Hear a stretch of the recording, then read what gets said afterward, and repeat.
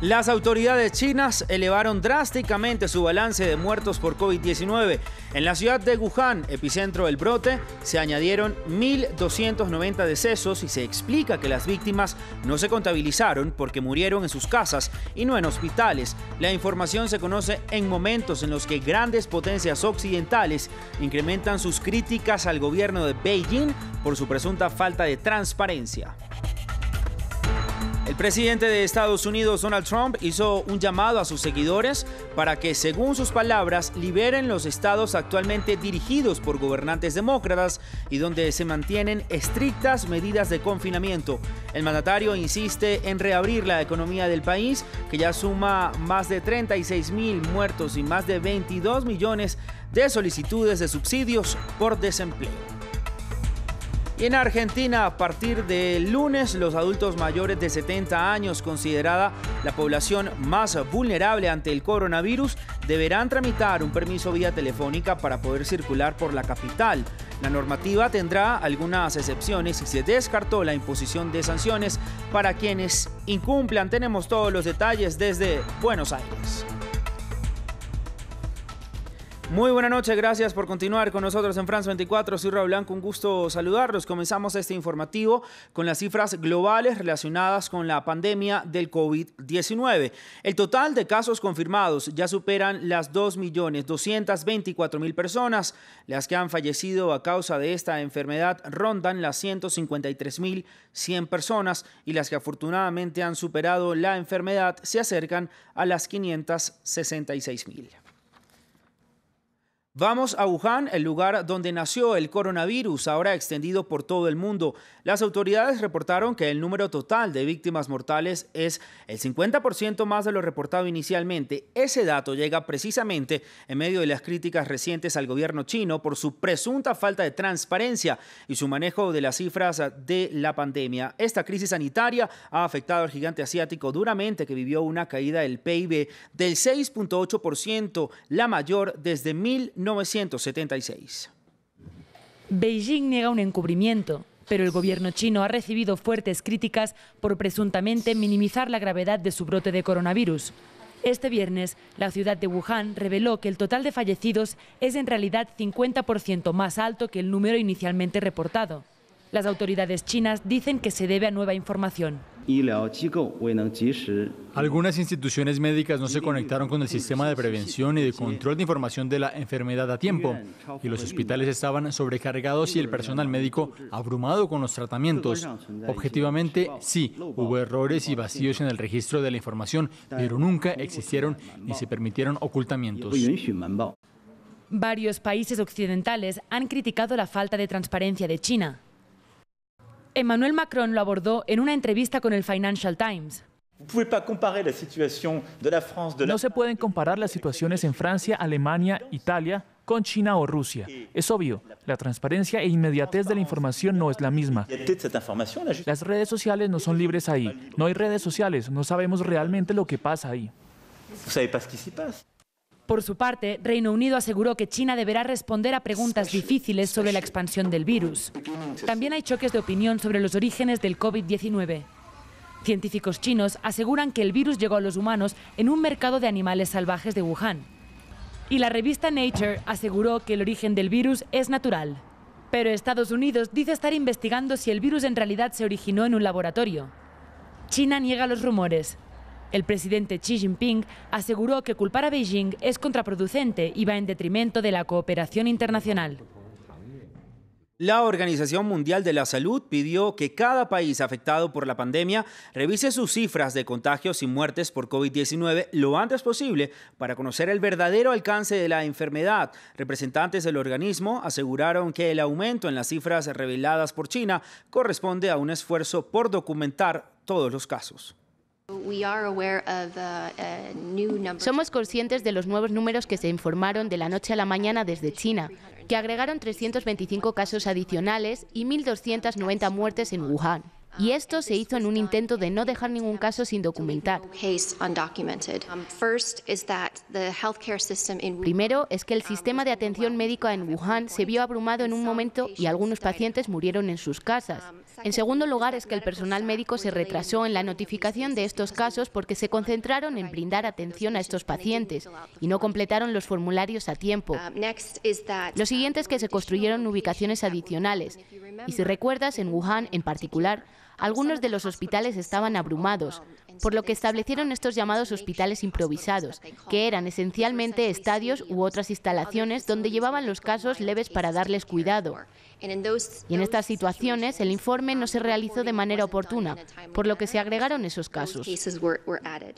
En Estados Unidos, varios estados están empezando a anunciar las reaperturas de sus economías después de que el presidente Donald Trump afirmara que esa decisión depende de ellos. El mandatario hizo este viernes un llamado a liberar a algunos estados demócratas en donde se ha vivido protestas en las que critican las políticas de aislamiento. Trump también atacó a Andrew Cuomo, el gobernador de Nueva York, a quien acusa de exagerar en su pedido de recursos. Nos lo cuenta Juan Pupiales. Una protesta en contra de las políticas de aislamiento. La manifestación es de este viernes en Minnesota, organizada por grupos conservadores a las afueras de la residencia del gobernador. En Michigan, algo similar se vio el miércoles, con personas armadas criticando la cuarentena y las consecuencias económicas que está generando. A estos dos estados y a Virginia se dirigió el presidente Donald Trump este viernes pidiendo lo que él llama la liberación. Son 3 estados con gobernadores demócratas que ahora ven amenazadas sus políticas de aislamiento por el mensaje del presidente ansioso por una rápida reactivación de la economía. Aunque protestas similares se han registrado en estados como Ohio y Utah, Trump no los mencionó. Dichos estados cuentan con gobernadores republicanos.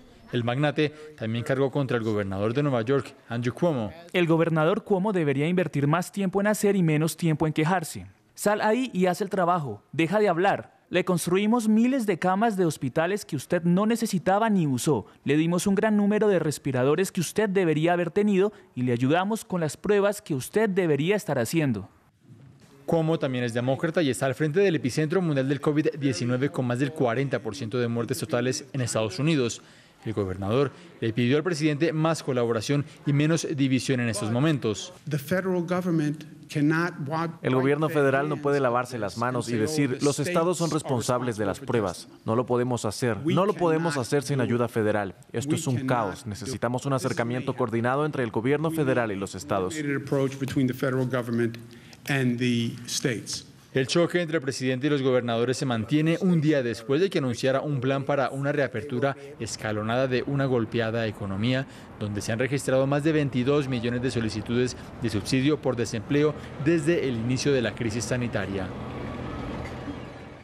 Vamos ahora hasta América Latina, donde hay 3.000 muertos por COVID-19. Brasil es el país más afectado, con más de 33.600 casos y 2.140 muertos, seguido de Perú, Chile, Ecuador y México. Argentina reporta 2.669 casos.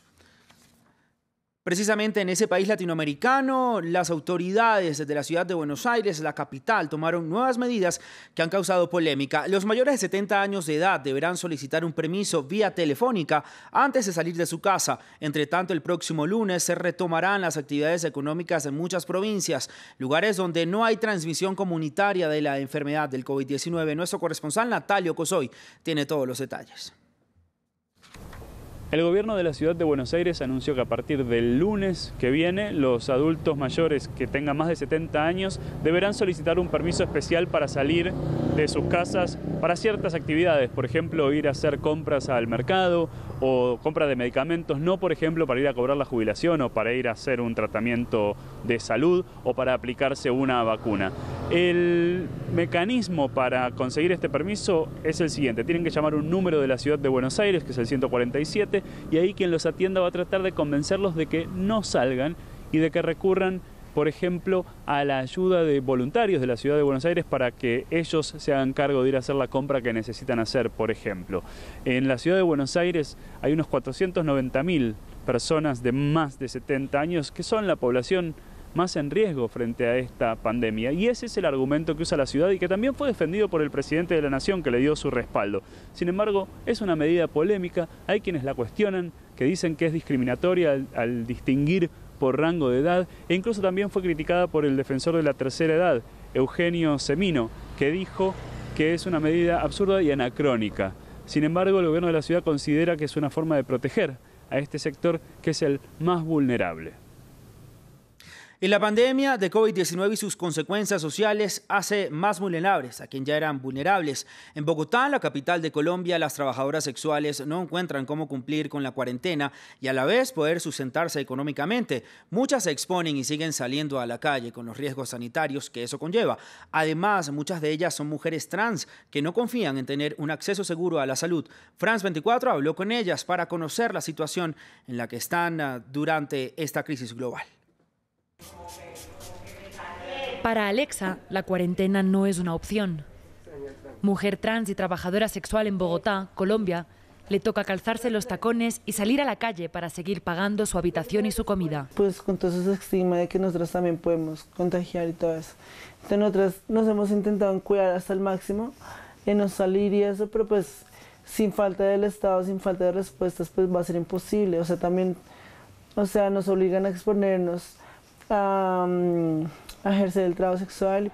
Alexa vive con varias mujeres más en una casa donde pagan las habitaciones por día y donde sería difícil aislarse si alguna terminara contagiándose. A nadie le importa el cuerpo de un maricón. Además, denuncia que acceder a un hospital no siempre es posible para una mujer trans. La población trans por años ha sido vulnerada en todos sus derechos. Y el acceso a la salud es un derecho humano en el cual no nos pueden ni discriminar, no nos pueden ni violentar y sentimos las dos por parte de la salud. Muchas de sus compañeras trabajan unas calles más arriba. A pesar del riesgo, se plantan en las esquinas del barrio Santa Fe, en el centro de la capital colombiana. Pues de verdad ahorita salimos al día a día, porque si no salimos pues no pagamos arriendo, nos salgan a la calle. Si tuviera un apoyo pues no lo haría, me resguardaría. Por ahora, el único apoyo que han recibido es el de la Red Comunitaria Trans, una organización de mujeres trans para mujeres trans, como dicen ellas mismas. Alexa y otras compañeras se organizaron para recaudar dinero en un fondo de emergencia que les permitió cubrir la vivienda durante 2 semanas a unas 300 trabajadoras sexuales y darles mercado a unas 400. Sin embargo, siguen preocupadas, especialmente por un nuevo decreto de la Alcaldía de Bogotá para frenar la pandemia, que establece que las mujeres y los hombres deben salir a la calle en días separados. El decreto sí nos expone de una manera muy fuerte hacia el abuso policial, abuso sexual, abuso físico, verbal. Entonces, como que dar a esta institución la potestad de decidir cuál es tu identidad, cómo te construyes tú como persona, si eres hombre, mujer. Desde la red aseguran que su respuesta solucionó problemas inmediatos, pero necesitan respuestas a largo plazo. 2 astronautas de la NASA y un cosmonauta ruso regresaron de manera segura a la Tierra desde la Estación Espacial Internacional y se encontraron con un planeta transformado por la pandemia de COVID-19. Esta es la historia. Vuelven a un planeta cambiado. 2 astronautas de la NASA y un cosmonauta ruso se despidieron de la Estación Espacial Internacional este viernes y aterrizaron en medio de una pandemia. Sus equipos de recuperación usan mascarillas y guantes de goma para protegerlos de una posible contaminación. Tendrán que renunciar a los abrazos con familiares y amigos mientras se adaptan a la nueva normalidad del distanciamiento físico. Andrew Morgan voló a la Estación Espacial Internacional en julio pasado, Oleg Skripochka y Jessica Meir en septiembre. Durante su tiempo en este centro de investigación, Meir hizo historia al participar en la primera caminata espacial protagonizada por mujeres, después de lo cual fue felicitada por el presidente de Estados Unidos. Ha habido muchas otras mujeres caminantes espaciales antes que nosotras. Esta es la primera vez que hay 2 mujeres afuera al mismo tiempo. La Estación Espacial Internacional es un raro ejemplo de cooperación entre Rusia y Occidente. Ha estado orbitando la Tierra a unos 28.000 kilómetros por hora desde 1998 y ahora se prepara para entrar en una nueva era, un equipo de la compañía SpaceX de Elon Musk, que debería llegar hasta allí en mayo. Feliz regreso a casa y de esta manera llegamos al final del informativo en France 24. Continúe con nosotros. Muy buena noche para todos. Hasta pronto.